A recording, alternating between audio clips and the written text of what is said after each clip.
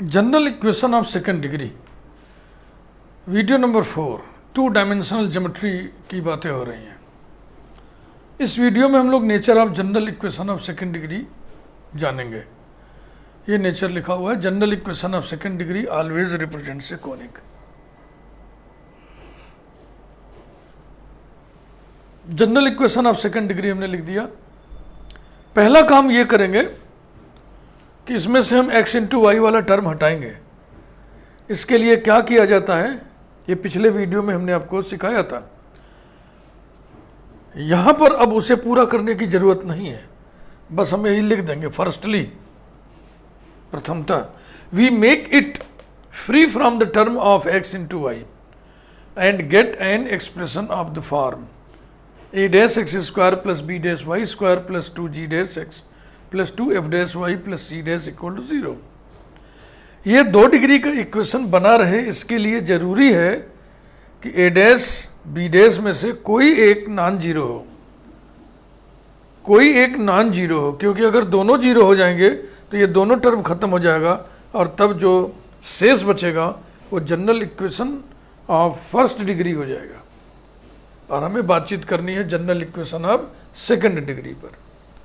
तो ए dash B dash में से कम एक नॉन जीरो जरूर हो। माना ए डैश बी डैश दोनों नॉन जीरो हैं, माना ए डैश नॉन जीरो है, बी डैश जीरो है, माना बी डैश नॉन जीरो है, ए डैश जीरो है। 3 केस बनेगा। तीनों ही परिस्थितियों में आप ये देखेंगे कि ये इक्वेशन एक कोनिक को रिप्रेजेंट करता है। 1 बाई 1 आइए डील करें। When a dash not equal to 0, b dash also not equal to 0. From 2,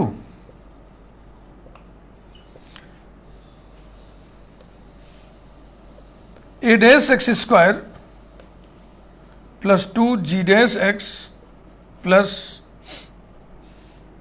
b dash y square plus 2f dash y और plus c dash equal to 0 ऐसे बना लिए। x का टर्म एक साथ दोनों, y वाले दोनों एक साथ। इससे होल स्क्वायर बनाना है तो पहले इसमें से a डैश निकालें, इसमें से b डैश निकालें। हाई स्कूल में आपको कक्षा 9 में सिखाया गया होगा कि इसको संपूर्ण वर्ग, complete square, perfect square, whole square कैसे बनाएं। 2 डिग्री टर्म का कोफिशिएंट पहले 1 बनाना होता है, इसलिए हम a डैश को हटा रहे हैं, यहाँ से b डैश को हटा रहे हैं। a dash within the bracket x square plus 2g dash by a dash into x plus b dash into y square plus 2f dash by b dash into y और plus c dash equals to 0। अब इसमें क्या जोड़ना है वही जोड़ दीजिए। implies that a dash into x square plus 2 g dash by a dash plus g dash by a dash whole square, ठीक ना। इंटू एक्स लिखना देखो यहाँ भूल गए, plus b dash into y square plus 2 f dash y upon b डैश plus f dash upon b dash स्क्वायर is equal to minus, देखो इधर क्या ऐड किए हो, ए डैश से गुणा भी तो होगा ना इसमें, तो g dash square upon a dash है। बैलेंस करिए, इधर भी वही चीज लिख दीजिए, g dash square upon a dash plus f dash square upon b dash और सी डैश उधर जाके माइनस सी डैश हो जाएगा। देख लो एक बार ध्यान से, इधर हम क्या जोड़े हैं, g dash square upon a dash square नहीं, इससे गुणा भी तो होगा। G dash square upon a dash उधर भी जोड़ दिए, f dash square upon b dash उधर भी जोड़ दिए और सी डैश उधर चला गया।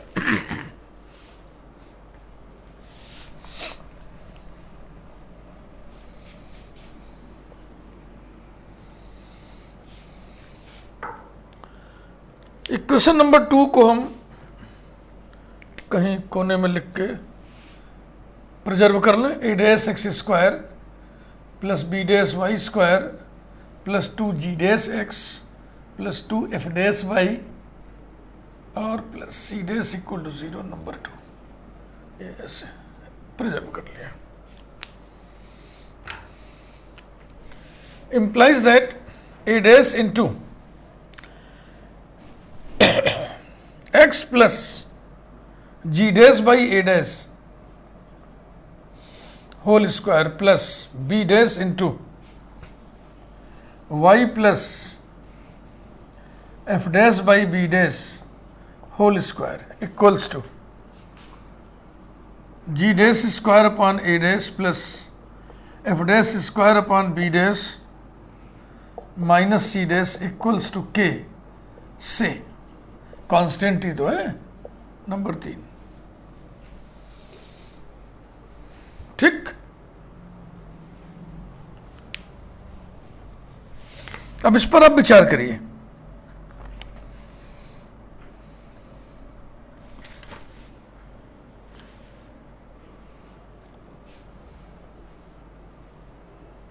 और अच्छा हो कि हम ओरिजिन को शिफ्ट कर लें। Shifting the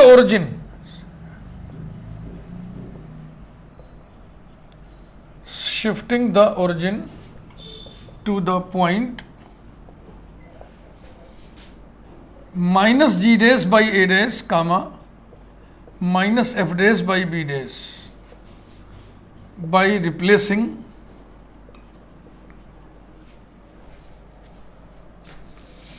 x by x plus bracket minus g dash by a dash and y by y plus k माने bracket minus f dash by b dash comma the new form of the equation 3 is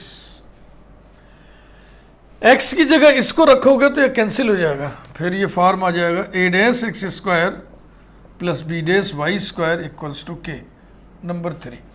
इसे हटा, इसकी numbering की कोई जरूरत नहीं। अब k पर हम बातचीत करेंगे। जब k बराबर 0 होगा तब ये equation pair of intersecting lines को रिप्रेजेंट करेगा, और जब k बराबर 0 नहीं होगा तब ये इक्वेशन एलिप्स को रिप्रेजेंट करेगा अथवा हाइपरबोला को। ये ए डैश बी डैश के चिन्हों पर निर्भर करता है।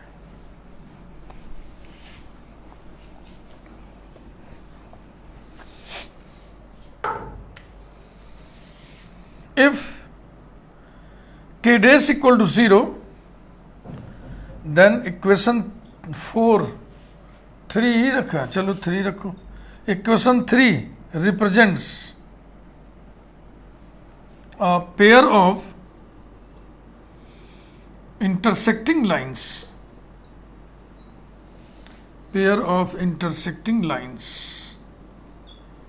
रियल और कॉम्प्लेक्स। वो लाइंस रियल होंगी या कॉम्प्लेक्स होंगी, लेकिन वो इंटरसेक्टिंग लाइंस होंगी।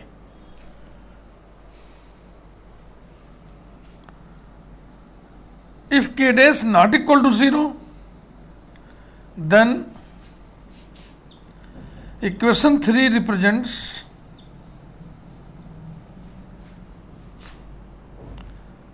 an ellipse जब a डैश b डैश दोनों पॉजिटिव हो और इनमें से एक पॉजिटिव एक निगेटिव होगा तो ये हाइपरबोला को रिप्रेजेंट करेगा।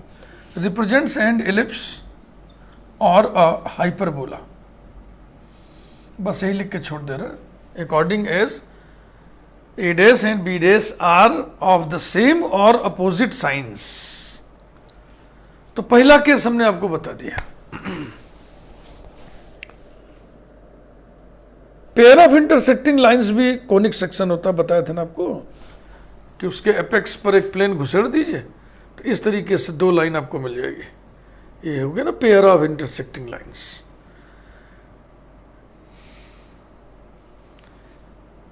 आगे बढ़ते हैं।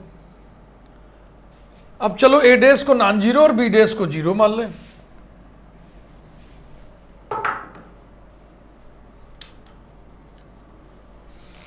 when A dash not equal to 0, B dash equal to 0. From 2. Question number 3 तक हो चुका, ध्यान रखना. From 2.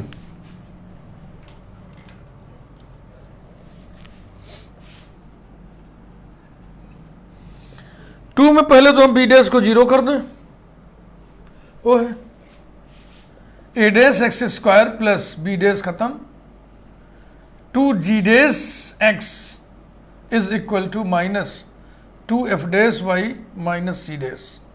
अब इसे whole square, complete square, perfect square बनाइए. Implies that a dash common ले लिया वैसे ही जैसे भी किए थे, x square plus 2g dash by a dash x equals to minus 2f dash y minus c dash. implies that a dash into x square plus 2g dash by a dash x plus g dash by a dash whole square. इधर भी वही जोड़ना, minus 2f y dash minus c dash plus g dash square by a dash. ये g dash square upon a dash square है, लेकिन ए dash से गुणा भी तो होगा.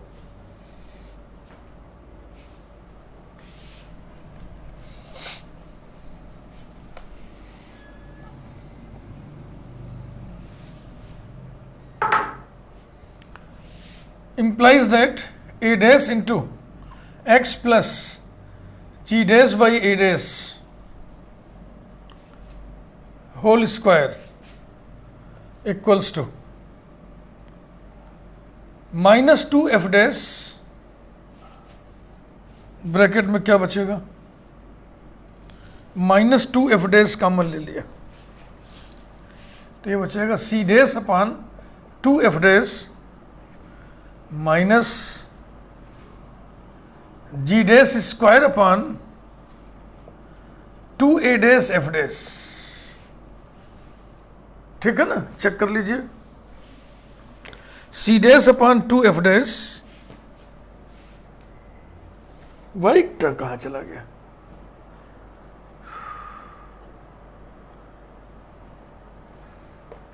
एक गड़बड़ यहाँ पे गड़बड़, डैश गलत जगह लग गया ना. 2f डैश वाई है, 2f डैश वाई है, तो एक टर्म इसमें और बचेगा ना, प्लस वाई. अब ठीक है,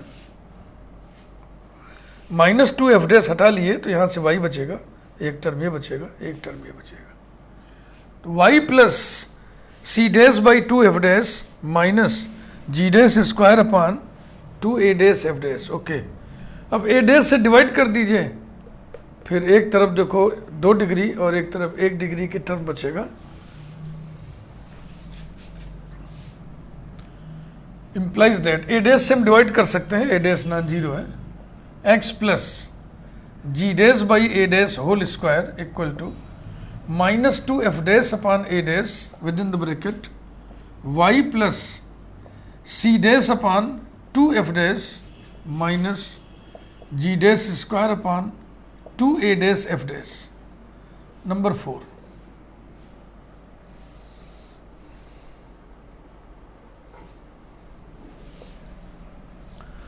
ओरिजिन को शिफ्ट वगैरह करके इसको हम नॉर्मल फॉर्म में चेंज कर सकते हैं, लेकिन नहीं कर रहे हैं. आप इसी को समझो, समझना सीखो. क्यों नहीं सीखोगे, एक तरफ 2 डिग्री का टर्म है, दूसरी तरफ 1 डिग्री का टर्म है, x में 2 डिग्री है, y में 1 डिग्री है, तो ये केस बनता है किसका, ये केस बनता है पैराबोला का. लेकिन f डैश पर भी तो डिपेंड करेंगे. If f dash equal to 0 then equation 4, देखो f डैश 0 होने से पूरा पूरा 0 हो जाएगा, तो ये हो जाएगा x plus g dash by a dash whole square equal to 0. Implies that x plus g dash upon a dash equal to 0 twice, repeated root हो जाएगा ना, यानी x बराबर minus g dash upon a dash twice. तो ये line का equation आ रहा है, रिपीटेड आ रहा है, इसका मतलब ये कोइंसिडेंट लाइन्स है, संपाती रेखाएं हैं. रिप्रेजेंट्स अ पेयर ऑफ संपाती रेखाएं, कोइंसिडेंट लाइन्स कोइंसिडेंट लाइंस, ये है the case of degenerate cone,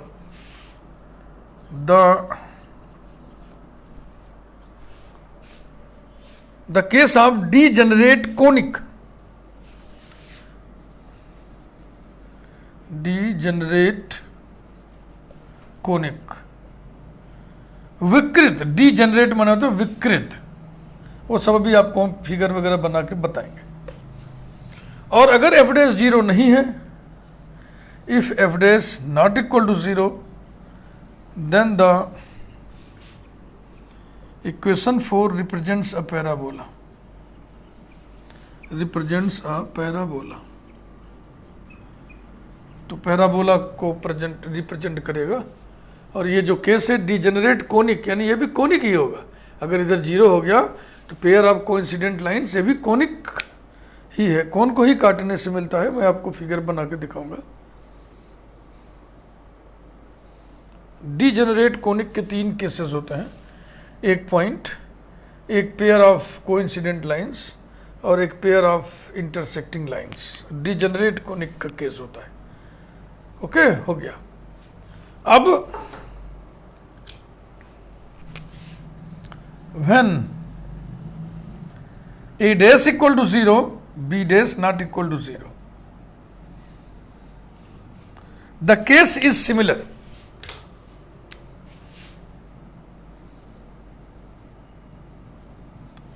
The case is similar to previous, similar to previous case. और इक्वेशन क्या मिलेगा आपको? y plus f dash by b dash whole square equal to minus 2 g dash by a dash into x plus c dash by 2 g dash minus f dash square upon 2 b dash g dash, यही मिलेगा number 5।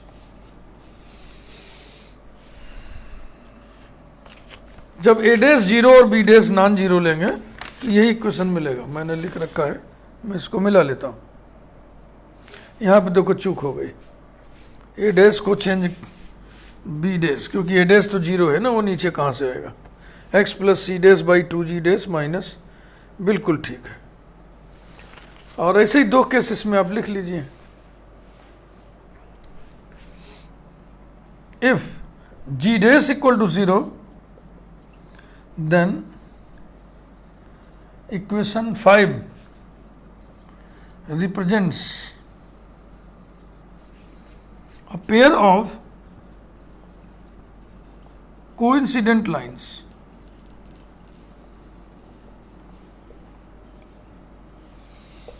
The case of degenerate conic. If g dash not equal to 0, then equation 5 represents a parabola। बस हो गया। ए dash B dash दोनों ही zero अगर कर दोगे तो general equation of second degree, general equation of second degree रह ही नहीं जाएगा, वो general equation of first degree हो जाएगा।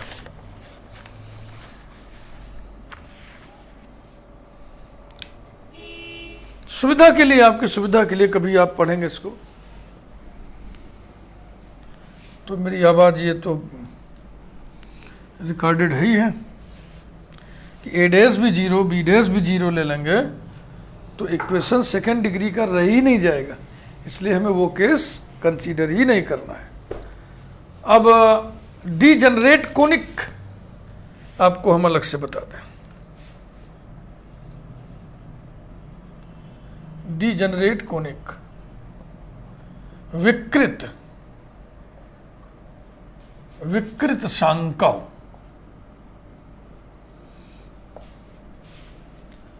हम पेयर ऑफ कोन्स को इंटरसेक्ट करेंगे प्लेन्स के द्वारा। पेयर ऑफ कोन्स को, एक कोन होगा, दूसरा उसका रेसिप्रोकल कोन होगा। पहले हम 3 फिगर बना दें।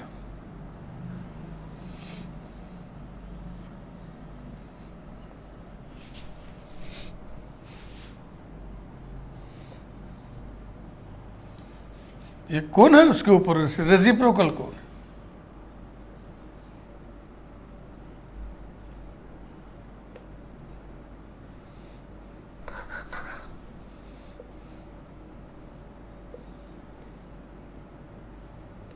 चलो ठीक है ऐसे।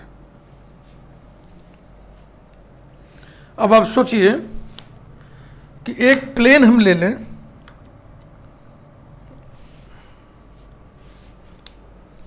और उसको यहां से हम घुसेड़ दें ये, तो इस कट में क्या मिलेगा? पॉइंट ही तो मिलेगा, बस सिंगल पॉइंट। तो ये भी कोनिक सेक्शन है, लेकिन इसको बोलते हैं डीजेनरेट कोनिक सेक्शन या डीजेनरेट कोनिक। ठीक है भाई। अब अगर एक प्लेन हम ऐसे घुसेड़ दें इसमें यहां से यहां तक, तो आपको ये लाइन मिलेगा। इतना हिस्सा एक कोण का होगा और इतना हिस्सा दूसरे कोण का होगा। है तो एक ही लाइन ना, इसीलिए इसको हम बोलेंगे pair of coincident lines. Pair of coincident lines.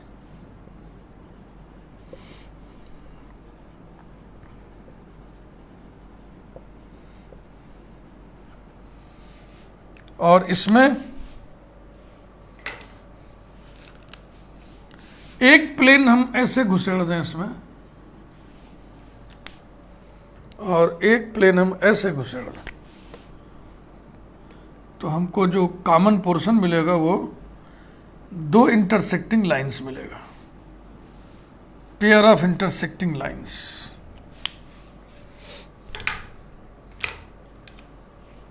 ये केस है पेयर ऑफ इंटरसेक्टिंग लाइंस।